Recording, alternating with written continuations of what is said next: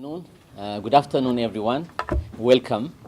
On behalf of my name, on behalf of the GLC team, and on behalf of our Vice Provost, we call her LJ, Dr. Edmonds, I would like to welcome our Ohio University community, our students. I'll begin with the students, by the way. I hope the faculty will not be, because they are the reason why we are here.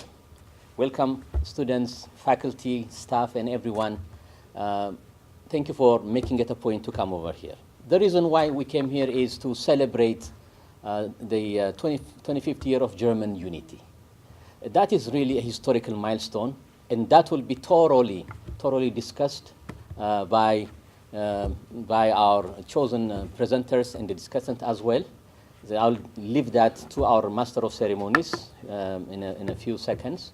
But before I do that, I would really like LJ to come over here and to really officially open this event. Thank you for your time, LJ. Yeah.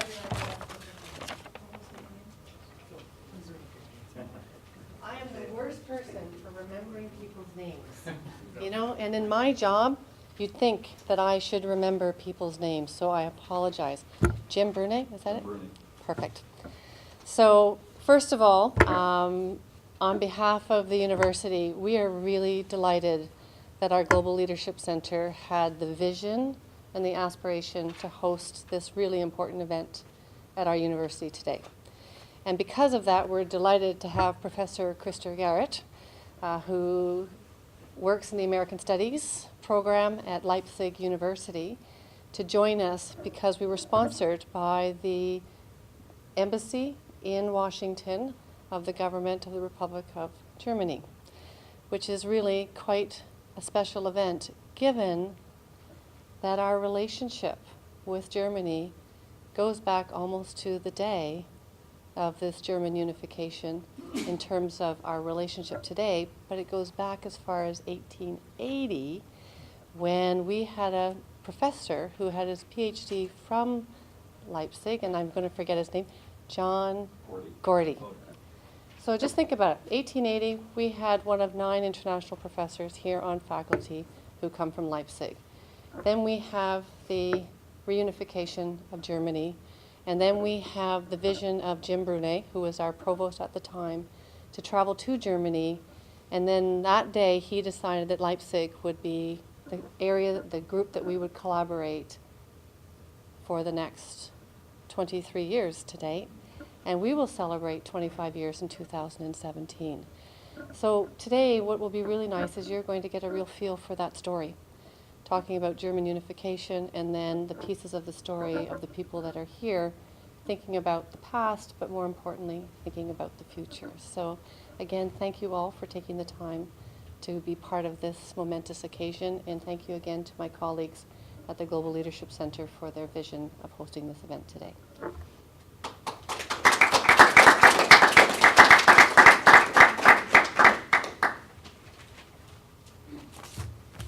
Thank you once again, LJ, for that wonderful opening to the event. Once again, I'd like to thank all of you for coming out to the event today on behalf of the Global Leadership Center and on behalf of everyone who's helped me set up this event.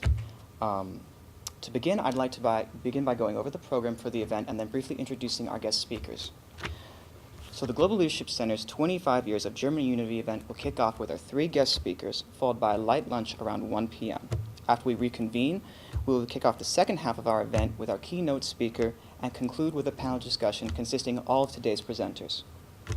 The panel will be moderated by our very own Dr. Bob Stewart of the eScript School of Journalism and Dr. Bernard de Bottin, a German native himself, and the Director of Tutorial Studies for Journalism. Today, we are privileged to be joined by Professor Krister Garrett, the Director of American Studies at Leipzig University in Leipzig, Germany, the Global Leadership Center's very own Dr. Brooke Bashaw, and Ohio University graduate student as well as German native Renee Gronza. They will be speaking as our guest speakers today. We are also honored to have His Excellency Consul General Herbert Quell join us from Chicago to be our keynote speaker for today. Consul General Quell is currently on his way and should arrive shortly before the event begins. Without further delay, it's my pleasure to first introduce the Director of American Studies at Leipzig University, Professor Krister Garrett. As an expert on German politics and an American himself, Krister is uniquely qualified to assess the past 25 years for a U.S. audience. He will begin our event with a lecture titled Partners by Choice, German Unification, German-American Relations, and the Transatlantic Community. Ladies and gentlemen, Professor Krister Gerrer.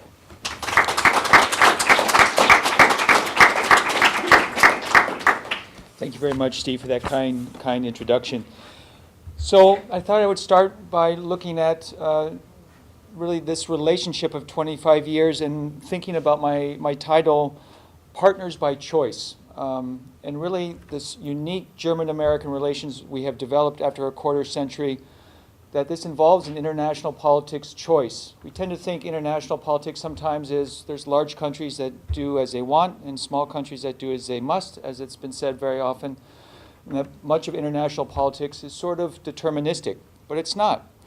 And if we look at German unification and the story of German-American relations, it's really shaped by brave choices and important choices, and choices that have shaped the international system. One of the best scholars or students of German unification and German politics, an English gentleman by the name of Timothy Garton Ash, a professor at Oxford, wrote a piece in the New York Review of Books 2 years ago called The New German Question. For many of you, this will seem ancient history, but much of the 20th century was shaped by the notion of the German question. What was Germany's role in transatlantic politics? Germany's role in international politics? And Timothy Garton Ash concluded in his piece in the New York Review of Books that Germany has become a successfully unified country, a liberal, capitalist society, stable, even boring.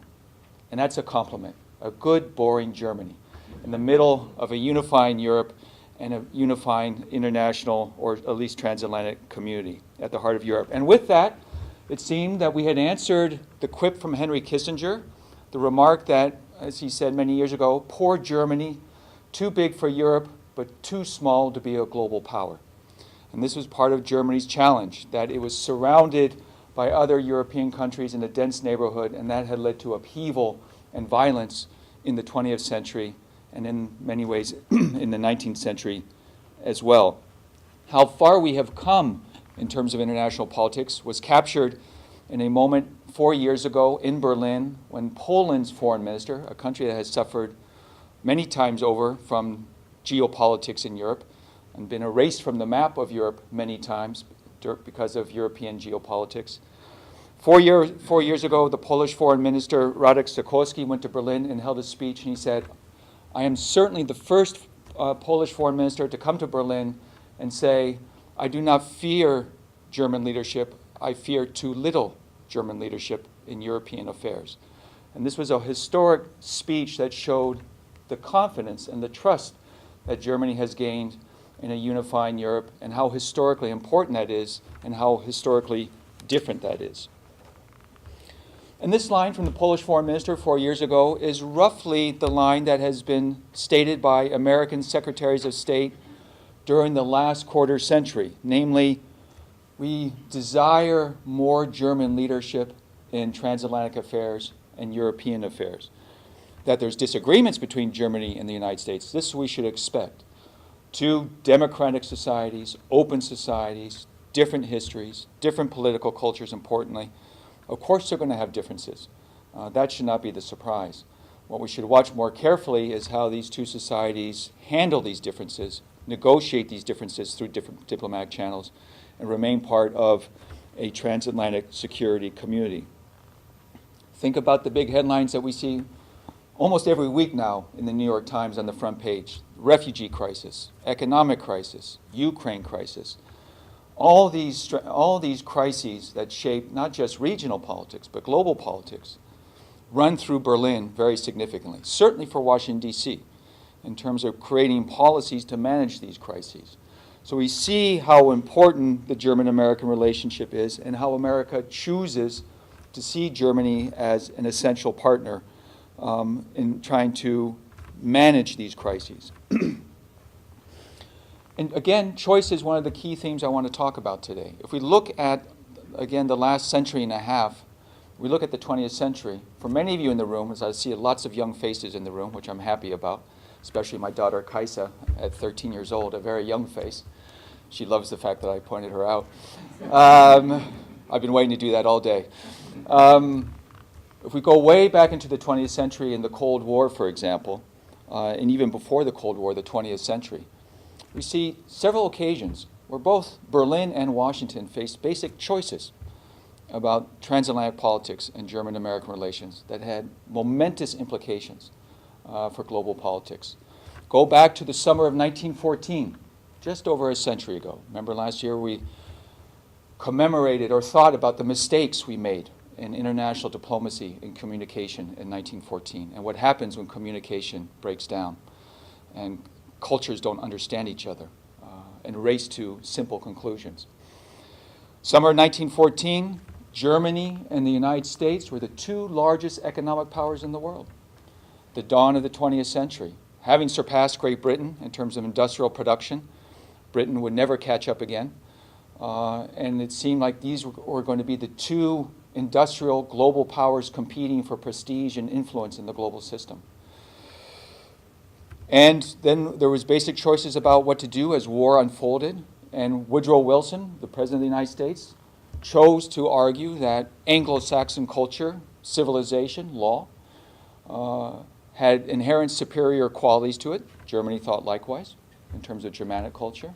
There was choices made about civilizations, and the Anglo-Saxon civilization and Germanic civilization needed to compete even in the battlefield to decide what sort of civilization with a big C would have the say in the transatlantic space. The realities between our societies were much more complicated. Enormous immigration from Germany into the United States, all kinds of networks, civil society networks. But at the end of the day, our governments chose to compete in the battlefield because of this notion of we were so inherently different in terms of notions of civilization. And we know the outcome from that horrible, horrible war. And then, of course, we had another horrible war, the horror of World War II, and really the exhaustion of Europe, the exhaustion of Germany, and a desire from the United States certainly not to allow Germany to ever, as the United States argued, start another global war. If we look at the Roosevelt family, you see already there in the Roosevelt family, it's check my time for me, so I know. Theodore Roosevelt, related to Franklin Delano Roosevelt. Theodore Roosevelt was a strong admirer of German culture. As a matter of fact, America's first effort at a national health care plan was tried by Theodore Roosevelt after looking at Germany and Bismarck and the fact that the Germans had instituted a national health care plan. And this was a nice way to try to prevent revolution among the working class. Franklin Delano Roosevelt, his relative, had a starkly different attitude towards Germany, arguing that it was an inherently militaristic culture. It was part of what Theodore Roosevelt liked, actually, the military culture, and said, we choose, as victors coming out of World War II, to make Germany an agrarian society, the so-called Morgenthau Plan. We often forget that, but Franklin Delano Roosevelt's plans for Germany after World War II was to fully de-industrialize the society, so it can never create a military apparatus again, turn it into an agrarian society. Winston Churchill used his influence to get America away from that plan. Still, there was other important choices to be made, impacted my personal family, for example. Dwight Eisenhower and his troops, for example, at the end of World War II, had made it into what was going to become Eastern Germany. But because of Yalta and agreements of spheres of influence between the Soviet Union and the United States, Dwight Eisenhower orders his troops to leave the city that my colleague Dr. Edmonds mentioned, the city of Leipzig. And I still have relatives who tell me the story about greeting American GIs in Leipzig and how happy they had gotten there before the Russians came. And they remember exactly the day when the Americans left because that was the political agreement they wanted. And Eisenhower didn't want to provoke the Soviets and watching the Russians come in. That was a choice about geopolitical borders and global peace, and that settled much of the geography for Europe for the next 45 years until the conclusion of the Cold War. And with the conclusion of the Cold War, we faced another choice. What to do with Germany? Many in Europe were nervous about German unification. German scholars will tell you about that. The French were deeply nervous. We have the euro as a way to try to check German power. America is in NATO, and NATO is around because many in Europe wanted NATO to help bind German power. So choices were made, but the most important choice by the United States was to, if you will, allow German unification to take place. Theoretically, the U.S. could have said, too dangerous, provokes the Soviets too much. The Soviets were not excited about German unification. The French were not excited about German unification. The Poles were uncertain, and the British were clearly against it, at least in the government of Margaret Thatcher. And so the United States said, 5 more minutes, thank you. What belongs together should come together. And this was in many ways the line that Woodrow Wilson had used after World War I in terms of German national identity, the national identities throughout Europe. And so the United States decided to work for German unification because they saw that in Germany's interests, Europe's interests, and America's interests in terms of international stability. And out of this came the 2+4 treaty, the 2 standing for East Germany and West Germany, the 4 standing for the 4 occupying powers. And you see how important language and images are. At first, there was a discussion about calling the treaty that unifies Germany the 4+2 treaty. In other words, the 4 occupying powers would determine the fate of the 2 former Germanys. But the Germans didn't like that so much, and they thought this seems to be outside powers dictating our future. How about if we're seen as negotiating our future and the occupying powers are guiding the process? The Soviets didn't like that so much. They liked the 4+2 formula, okay, not the 2+4. So the French, long tradition in diplomacy, said, why don't we call it 2+4 but sign the treaty in Moscow? And the Soviets liked that. And so we got the 2+4 treaty and not the 4+2 treaty. And so I spent a little time on that to underscore, particularly for the Global Leadership Center, that language and images and dialogue, they matter. They matter enormously, actually, in terms of issues of prestige, issues of feeling connected to processes of negotiation. Okay, I'm going to skip a part about where we are in many ways in terms of contemporary German-American relations. What I would say is, and we should talk about that openly, if you have a healthy, strong leadership, it can stand the test of critique or open debate. The U.S. says about contemporary Germany, they're practicing too little leadership and the wrong kind of leadership in many ways, whether it's the euro or other issues. Germany comes back and says to the United States, America, you're too militaristic. You're too unilateral in your decisions. We have different cultures of thinking about security. And yet, at the same time, we're core members of a transatlantic alliance. As a German foreign minister, Frank-Walter Steinmeier, said in the New York Times last March in a piece called Saving Our Transatlantic Order, we are each other's essential partners for building an international order. And certainly leaders in Berlin and Washington, D.C. Agree with that. John Kerry is regularly in Berlin. He's on the phone or on video conference call at least once a week with his counterpart in Berlin. Jeb Bush, early in his campaign, went to Berlin to talk to the German Chancellor. We are deep partners for both parties, Republican and or Democrat. Angela Merkel is deeply respected by both parties in Washington, D.C., is seen as essentially the most powerful leader in Europe, if not one of the most powerful women in the world. And Germany invests enormously in our relationships. And that'll be my last sentence, maybe my last minute. I would like to talk about in German diplomacy and international politics is a very deep understanding that you build relationships, long-term relationships, by investing in language, culture, and understanding. There are many opportunities for you to learn the German language, visit Germany. There are so-called Robert Bosch fellowships. There are German Academic Exchange Service fellowships. The Fulbright program between Germany and the United States is the largest in the world. And there's many other opportunities. Now, sometimes what you hear among young people is the world is English, so why bother? And you can take that argument seriously and say, indeed, English is used for much of the world's business. And can you do business in English and succeed? Yes, you can. But if you ask me, are you less effective? Are you less sophisticated? Are you less of an analyst? Are you less able to read and understand counterparts by just using English? And the answer is yes, you are. And that's also an honest answer. I would say you only need English to know how many troops another country has. But you need to know that other society's language and culture to understand when they will put those troops in harm's way and why. The deeper analysts. And if you want to be sophisticated global leaders who can make a real difference by understanding other societies, you need to learn language, you need to learn culture, and that will make you a true global leader. Thank you very much for your time.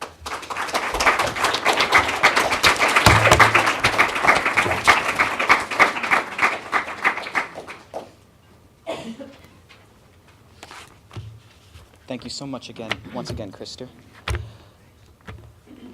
Dr. Brook Rashad received his doctoral degree in International Political Communication from Leipzig University in September of 1997 as a foreigner studying in Germany shortly after reunification. Today, Brook will be speaking on his impressions of German reunification from an outsider perspective with his lecture titled Living German History, From Two States to One Nation, Observations of German Unity by an international PhD student. Dr. Brook Rashad, everybody.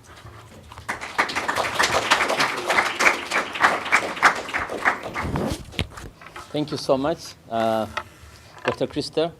You said this, the setting, that's great.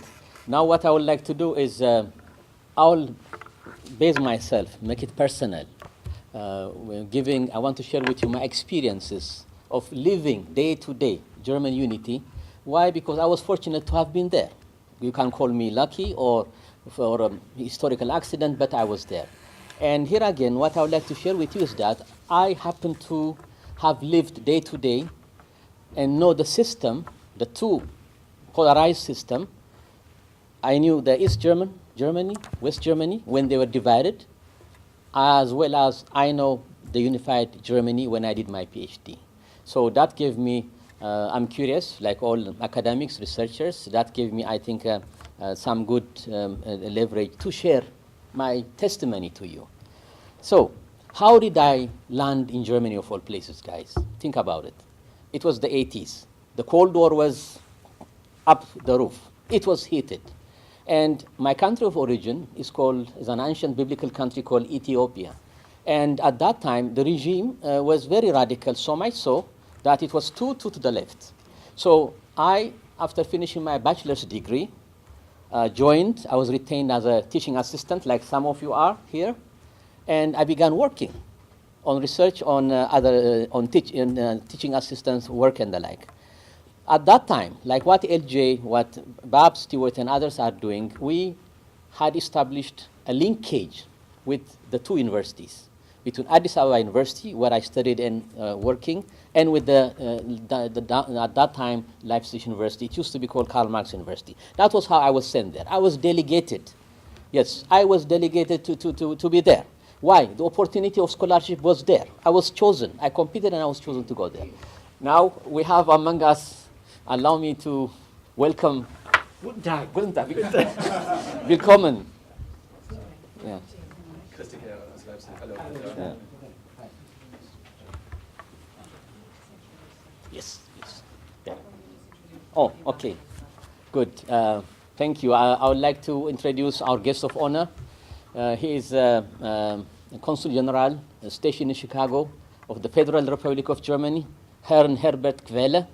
He is a very senior diplomat, and we are very honored and happy that you, from your busy schedule, you took the time to be with us. Thank you for coming. Indulge me.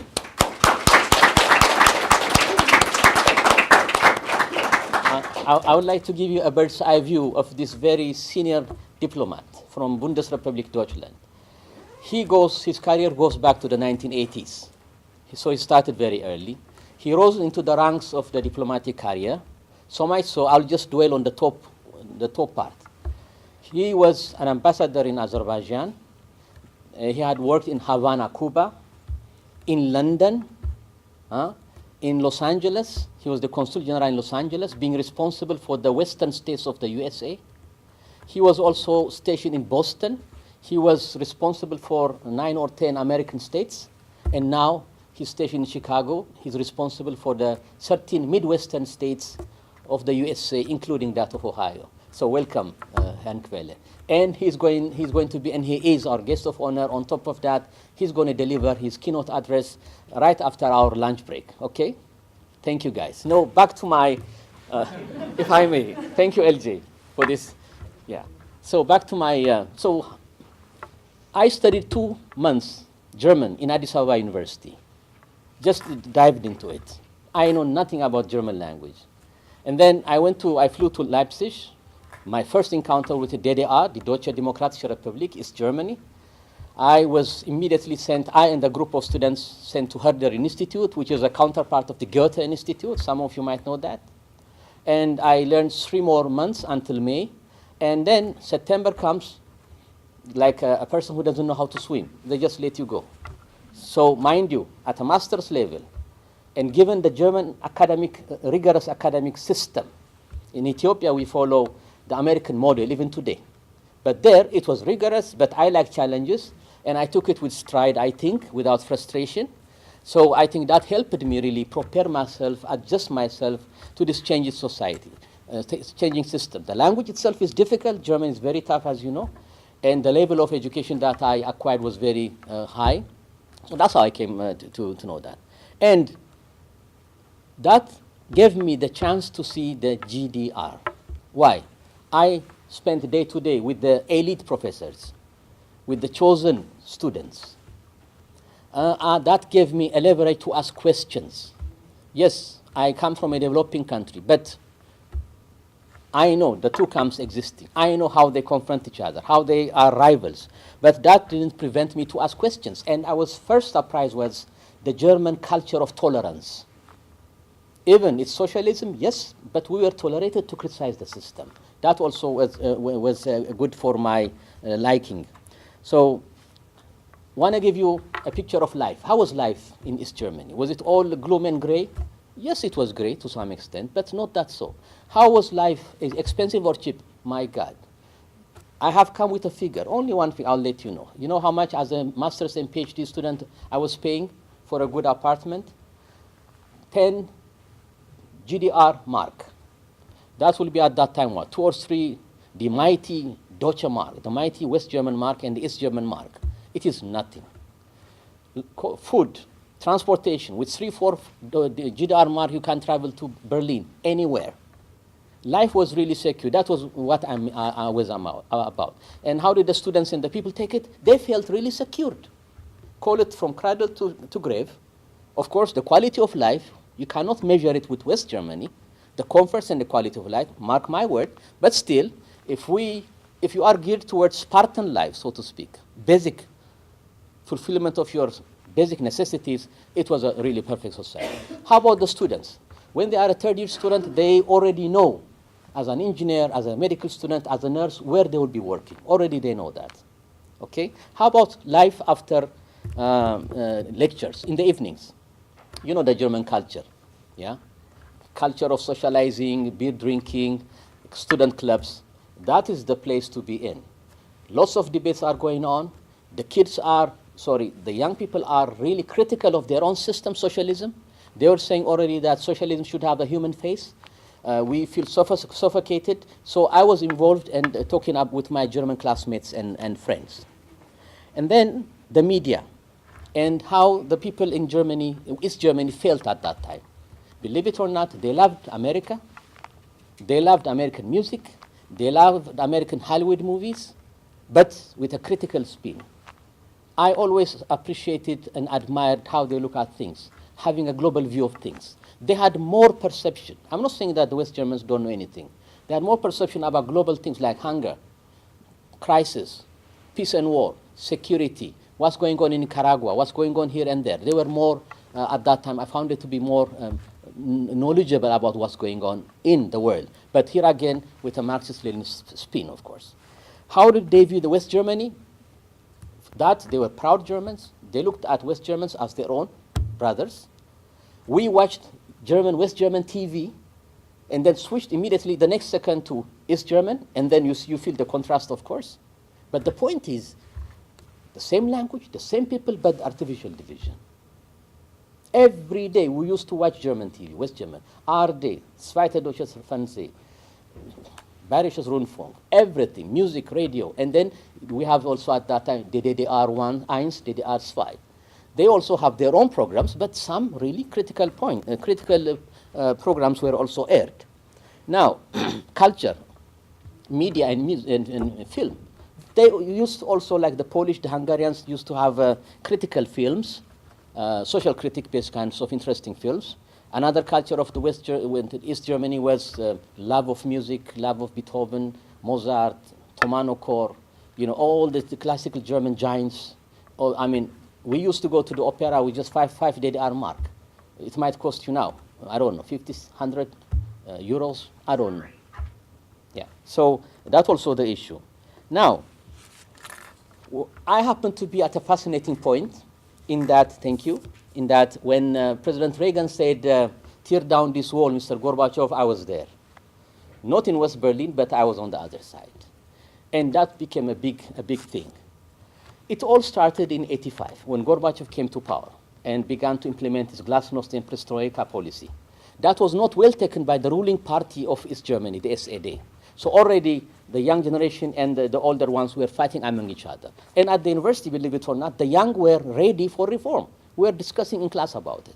They said that whoever comes late will be bestrafen, will be what? Penalized, punished. So we should what? Start our reform, just like other socialists, like even the Russians did. And as you know, that became the time when the GDR began to go down. Because Gorbachev, leave alone East Germany, he refused to assist the Cubans and other socialist-oriented countries. And before you know it, Hungary, Poland, Czechoslovakia, they began to rise up. And next, it was the turn in 1989 of the German, East Germans, when they began to go to Hungary and then they began to go what? Ask for visas and began to jump to West Germany. So I was really there and I was fortunate to have seen this phenomena. Now, in 2 minutes then, the second part of my life, and that is I went back here again.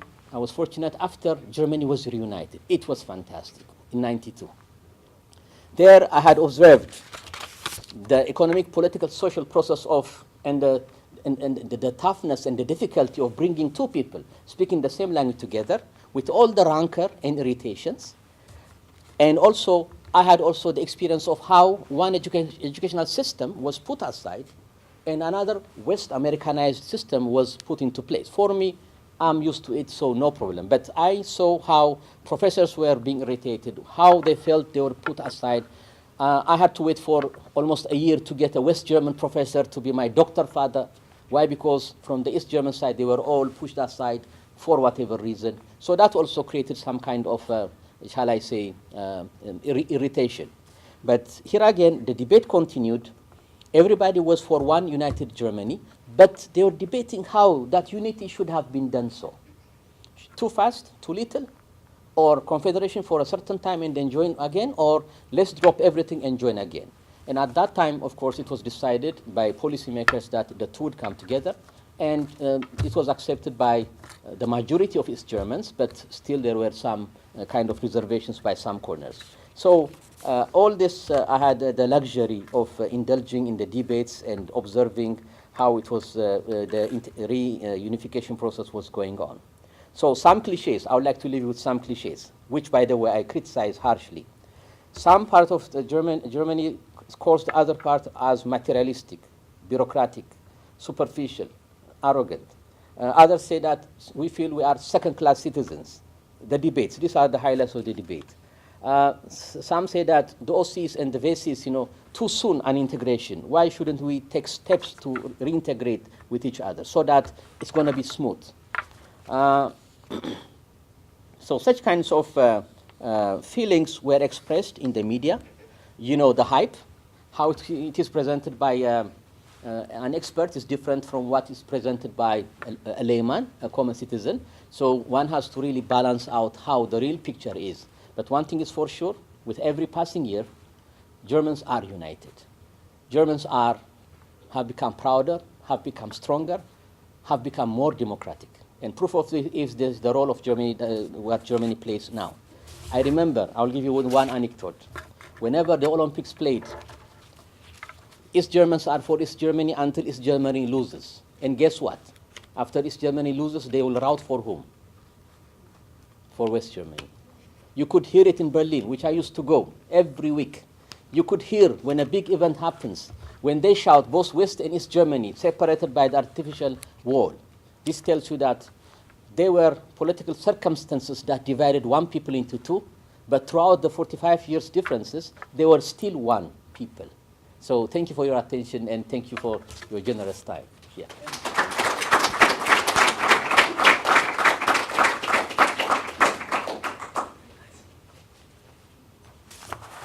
Thank you once again, Brooke. Renee Gronza is a recent alumni of the American Studies program at Leipzig University, now joining us here at Ohio University to pursue his master's degree in coaching education. Born in the former German Democratic Republic, or for most of us, former East Germany, and growing up near Berlin, Renee has experienced the challenges and stereotypes of German unification firsthand. Today, Renee will share his experiences of what it means to grow up in a recently unified Germany with this lecture entitled German Unity, What It Means to the New Generation of German Youth. It's my pleasure to invite my friend, Renee. I'm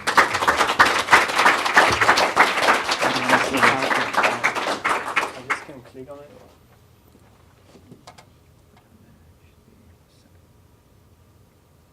It's like Adobe. PDF.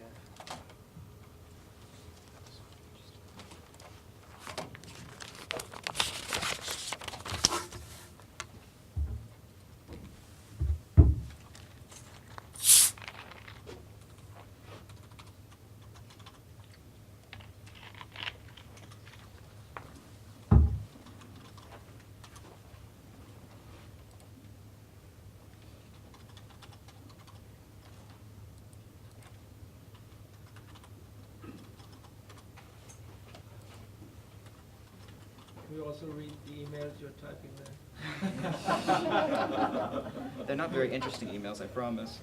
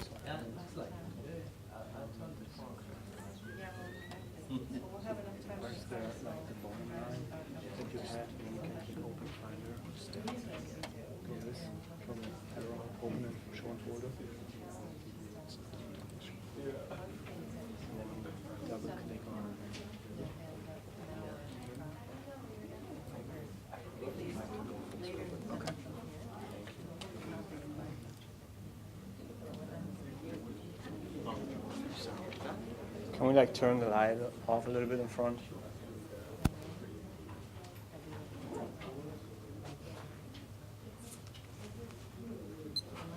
Thank you very much, GSC and the Ohio University, for giving me the opportunity to talk a little bit about my personal experience. So I would like to start off with showing you a picture. Does anybody have an idea of what we can see here? Okay, thank you very much. So we can see actually Berlin and the way it was seen from space in 2013. And you can clearly see that there are still differences between East and West. So you can see in the West we have a very bright light, and in West and East Germany they use a rather yellowish kind of light. So I just thought this is a great visualization. So you can see that there are still some sort of differences. And throughout my presentation, I will get into more detail how I experienced these differences throughout growing up. So first, some background information. I was born in the former GDR in 1987. My parents were both born and raised in the GDR too. Both worked for the East German Railways companies. After the unification, my dad, he turned into the Federal German Railway Company, and my mom started working for Customs. I graduated in 2006. Then I joined the German military, served there for 5 years, became an officer. Then I started at the wonderful program at Leipzig University American Studies. Was here last year at Ohio University as a part of a transatlantic capstone program. And now it's my pleasure to be back again for graduate studies, and I'm also working at the International Student and Faculty Services. I would like to start with sort of how my parents experienced November 9th, so the fall of the Berlin Wall, because we were living close to Berlin and there was a lot going on that day. So as you might know, East Germany was about to pass a law on freedom of travel. So people were allowed to go from east to west for the first time. And because Berlin was sort of the center of attention, and we were close living to Berlin, my parents were like, let's get our Trabi, which is a car in the bottom picture. It's like a typical East German car. Let's get into our car and drive to Berlin. It's like 45 minutes drive for my parents. So they went to the next, or to the closest border checkpoint to get a chance to actually go into the West. And the reasons are individual. So why did people want to go there? There were lots of people that just wanted to go to the West because, for example, they had family in the West. You need to imagine that, as Brooke pointed out, for 28 years there was a wall that was dividing, for example, you and your brother. You were living in the same city and you were like 1 mile apart, but because there was a wall in between and two different political systems, you weren't able to see your family for 28 years. So there were family that tried to reunite it on this night.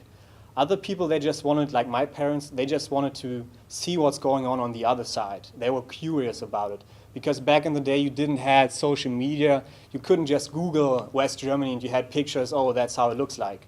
So my parents were pretty much excited to going with a car, and it actually was possible. So you can see in the bottom picture, people in West Germany were greeting, they were applauding, they were cheering, they were clapping on the car, and the East Germans were like, "Oh, stop clapping because our cars are made of paper."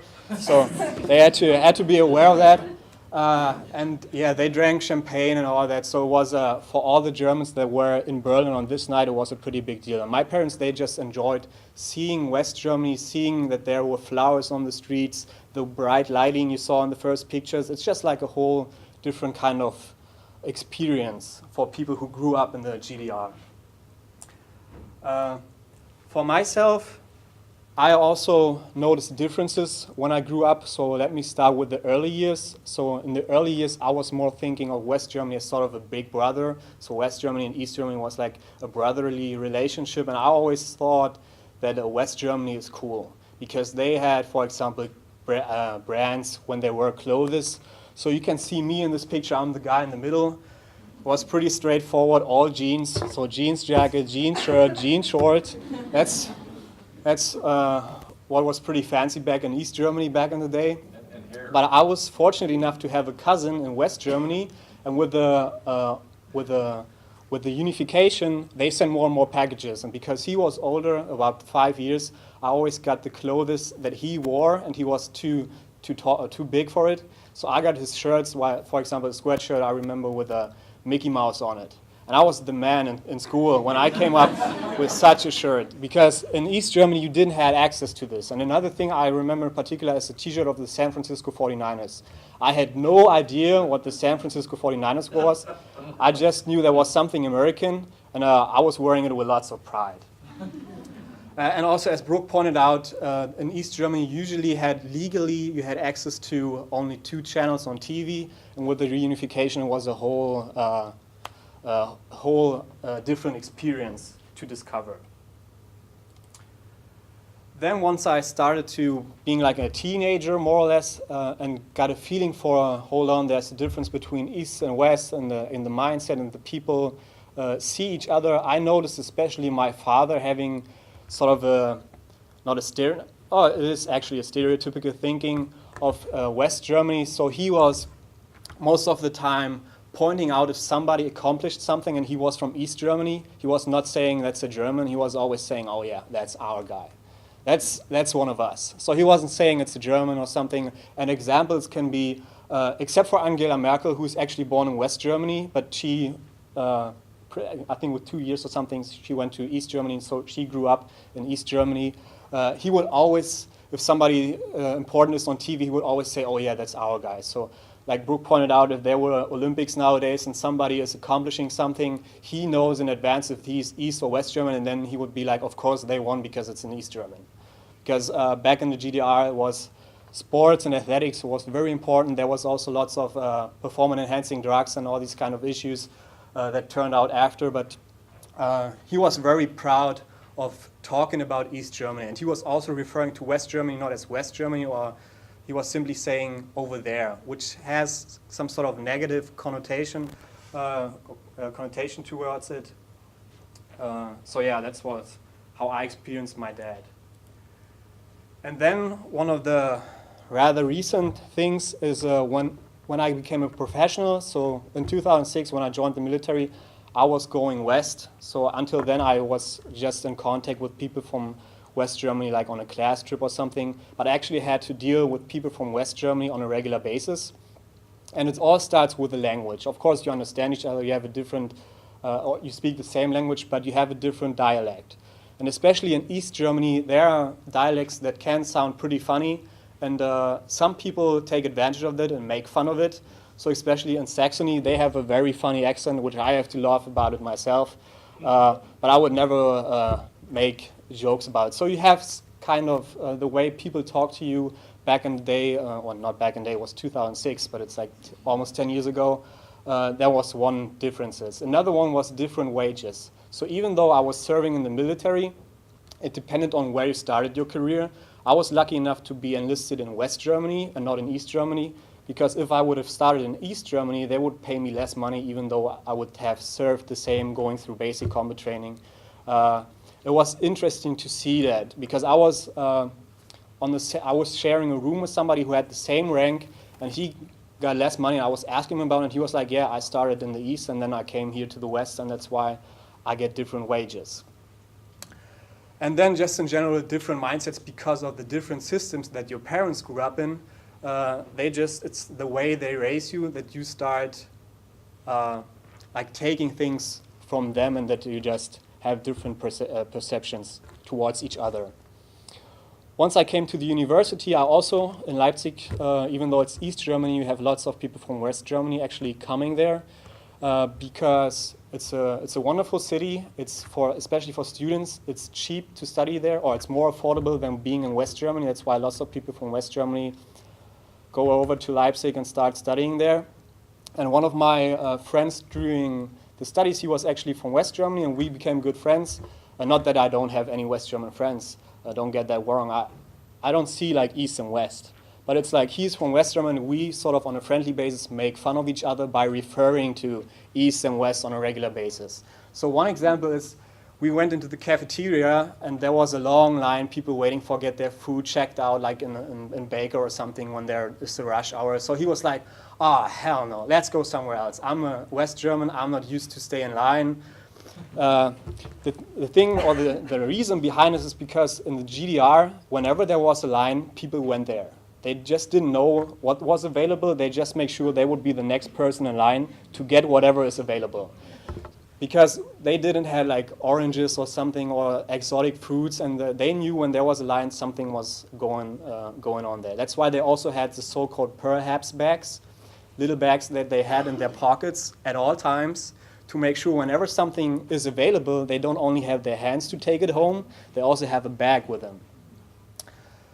And then a rather stereotypical reflection that I had was meeting a woman during orientation, or a co-student during orientation, and we had those getting to know games, and I was like, yeah, my name is Renee, I'm from Berlin, and she was, my name is Anna, and I'm from West Germany. And I was like, okay, well, then welcome aboard, I guess.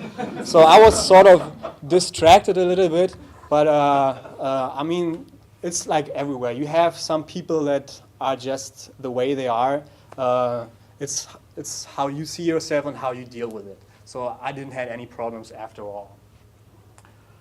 And to sort of round it up, also referring to the topic that I had, how does the youth generation or the younger generation perceive the unity?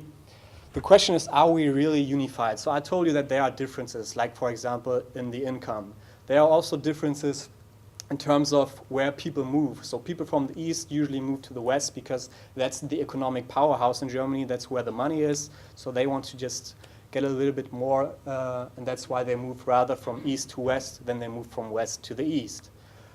And then there's also some distinctions in infrastructure. With the unification, there was lots of money available for East Germany, so we have better, I don't say we have, East Germany has more developed, like the Autobahn is very well developed in East Germany. Sometimes I feel people in West Germany, they are kind of jealous. But the point is, we're sort of united. And the reason why that is not only because we share the same passport, we share the same language, we share the same national anthem. I think the most important thing why we can say we are united is because we share these events, these emotions that we had on November 9th. I mean, I was 2 years old, but my parents and the other Germans in this room, they can look to these events and saying that's our accomplishment. Nobody can take this away. It doesn't matter if you're East or West, you know that in this night something big happens. And from then on, it's always, if something big happens, you know that you're united. So whenever there's a great event, you don't say it's East or the West German accomplishment. It's a German accomplishment, such as last year, in case nobody knows.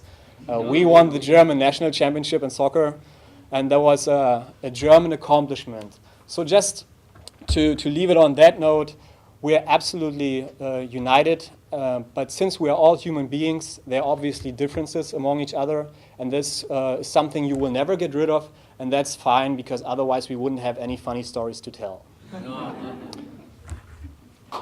you very much.